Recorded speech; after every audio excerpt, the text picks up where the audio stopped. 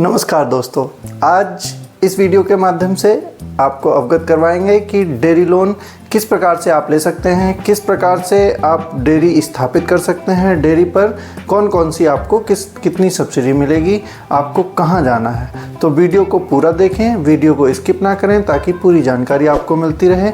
अगर आप चैनल पर नए हैं तो कृपया चैनल को सब्सक्राइब करें और लाइक और शेयर करें। आइए वीडियो शुरू करते हैं। डेयरी ऋण एवं सब्सिडी, आपको कितनी सब्सिडी मिलेगी आज हम जानेंगे। डेयरी लोन के कितने प्रकार होते हैं, आवेदन आप कैसे कर सकते हैं, बैंक को आपसे क्या चाहिए या बैंक की क्या टर्म्स एंड कंडीशंस हो सकती हैं, क्या कागजातों की आपको ज़रूरत पड़ेगी, लोन का कितना अमाउंट मिलेगा, कितनी सब्सिडी अमाउंट मिलेगा और कहां कहां आप अप्लाई कर सकते हैं। जब आप कोई नया यूनिट लगाते हैं तब आपको उसके लिए कुछ निश्चित चीज़ों की आवश्यकता होती है। उस फिक्स असेट के लिए टर्म लोन दिया जाता है।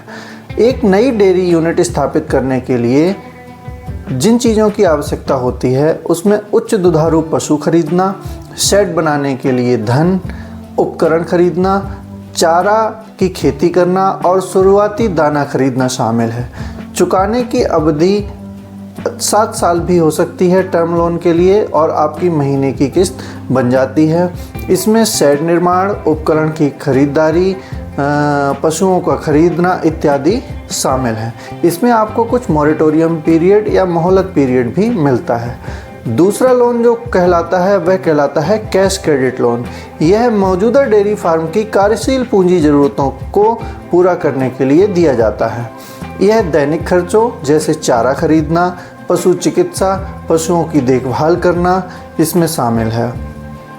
इस ऋण के खाते के माध्यम से आपको अन्य कमाई में आसानी मिलती है। आपका जो दैनिक खर्चे का रूटीन है वह आपका चलता रहता है।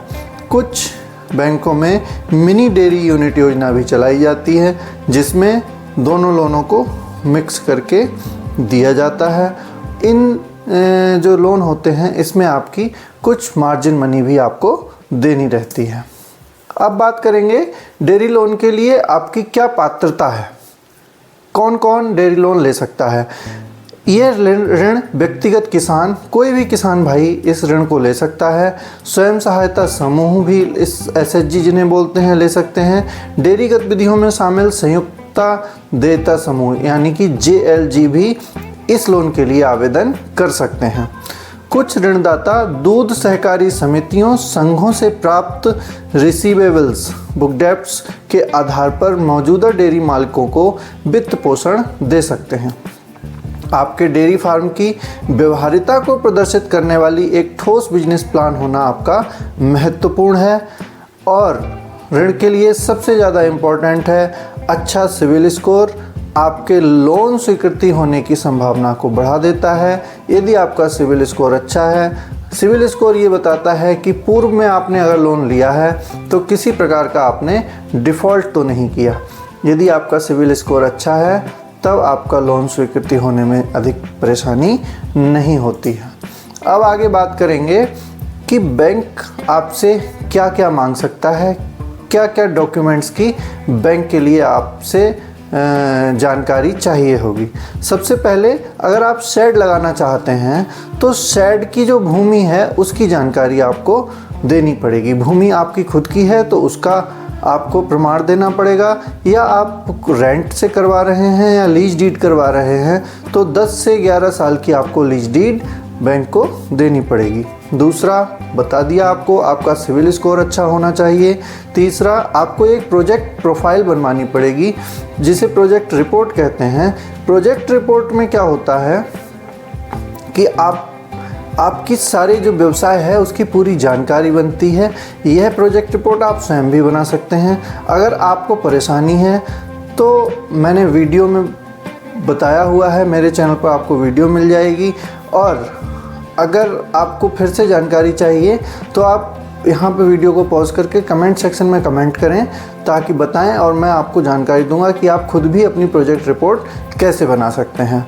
अदरवाइज़ आप किसी सीए से, किसी वकील से भी अपनी प्रोजेक्ट रिपोर्ट बनवा सकते हैं। इसमें आपको जानकारी ये देना ज़रूरी है कि आप कहाँ अपनी दूध की सप्लाई करेंगे, कहाँ से आप जो सामान है वह खरीदेंगे, शेड किस प्रकार निर्माण करेंगे, ओवरऑल आपका कितना फ़ायदा होगा और किन किन चीज़ों में आपका व्यय होगा। ये सारी चीज़ें ओवरऑल आपको प्रोजेक्ट रिपोर्ट में देनी होती हैं।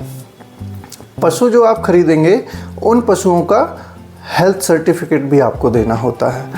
पशु का बीमा आपको करवाना है और वह आपको बैंक में जमा करना पड़ेगा।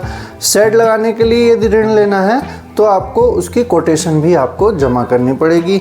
पशु खरीदने के लिए अगर ऋण चाहिए तो पशु का स्वास्थ्य प्रमाण पत्र, पशु का बीमा और जो आवेदन कर रहा है उसका केवाईसी का मतलब है आधार कार्ड, पैन कार्ड, फ़ोटो, पते का प्रमाण पत्र इत्यादि।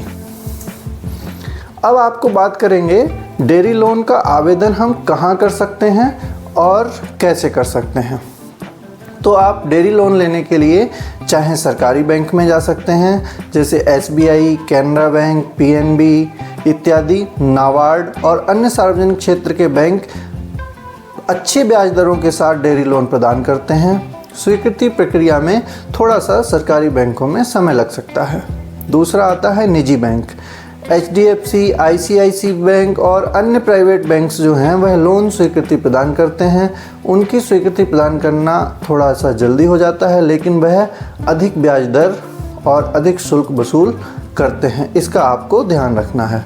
कुछ गैर वित्तीय संस्थाएं भी होती हैं NBFCs, जैसे बजाज फिनसर्व, NBFC, यह भी इस प्रकार के ऋण आपको प्रोवाइड करवाते हैं, आप इनसे भी ले सकते हैं।